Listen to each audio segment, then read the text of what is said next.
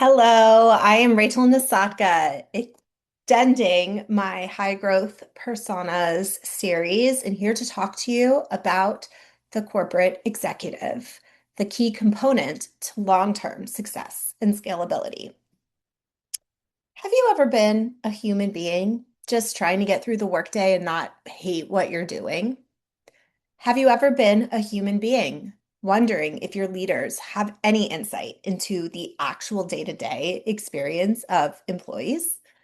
Have you ever been a human being who is also a corporate leader, wanting what is best for your team, but having no idea how to get there?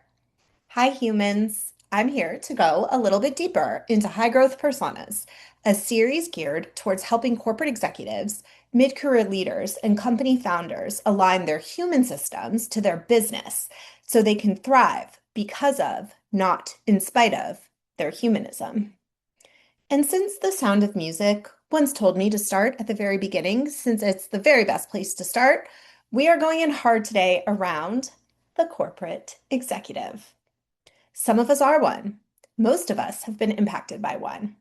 Some of it good, some of it bad, but all of it, at the end of the day, human. And humans need help. We are collaborative creatures. We thrive together.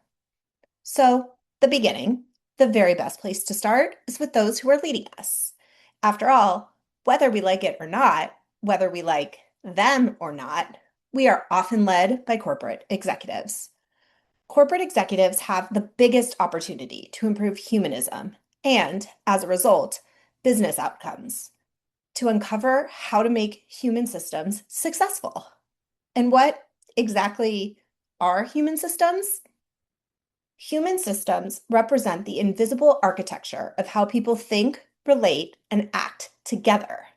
Human systems ultimately drive culture, performance, and outcomes, whether or not they are intentionally designed. And who typically designs the human systems or lack thereof?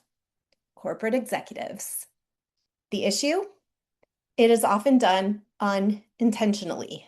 And when left to chance, unintentional human systems tend to erode trust, create conflicting priorities, and negatively impact an organization's ability to meet their goals.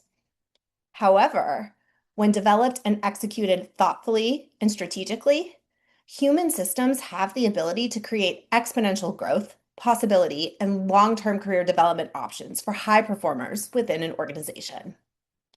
And ultimately, what any organization needs to be successful at scale and long-term is talent density. Meaning, if you want your company to do well, you need a team of people who are good at what they do.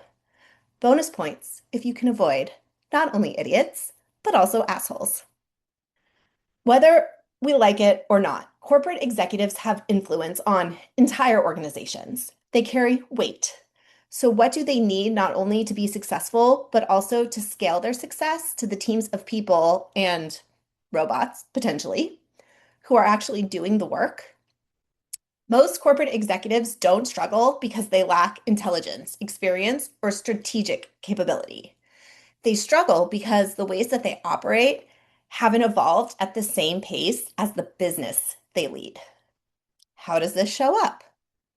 They try to change culture using the same behaviors that created the current one.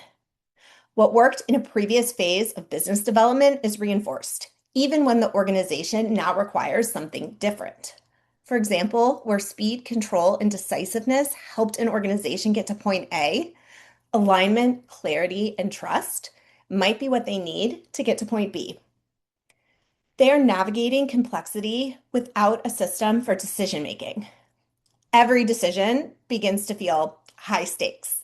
Every stakeholder has a different priority. Without a clear way to frame decisions and build alignment, leaders end up either defaulting to instinct or what worked previously, or just avoiding the decision altogether. They are expected to create clarity in environments where none exists. At the executive level, ambiguity isn't something you navigate. It's something you are responsible for resolving. But most leaders were never taught how to create clarity for an entire organization. only how to find it for themselves. They rely on influence, but don't always understand how it scales. At this level, influence is not necessarily direct. Culture is shaped through decisions, signals, and what gets reinforced across layers of leadership. Every action or lack thereof cascades. They are accountable for systems they didn't design.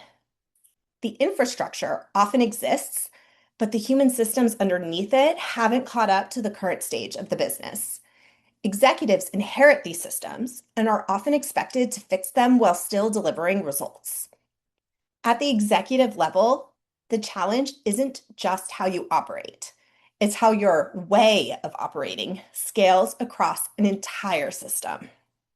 This has always been challenging, but in the world of AI, much of which is replacing human resources, this is incredibly nuanced and specific. We can't avoid the fact that AI is here, and it's currently the belle of the corporate ball.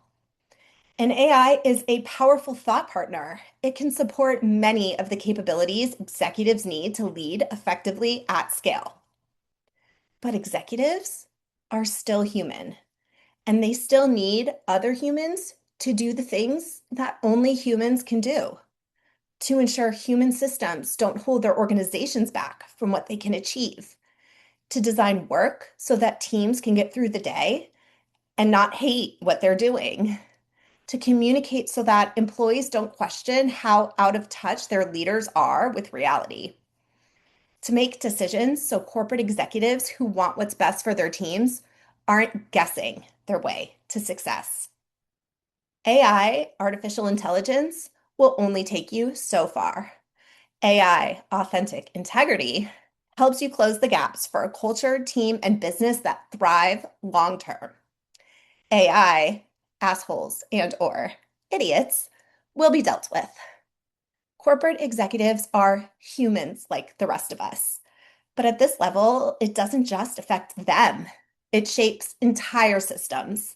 And if that system isn't intentional, it will still take form, just not in a way that serves the people or the business. There is a lot of room to get this right. Thank you so much.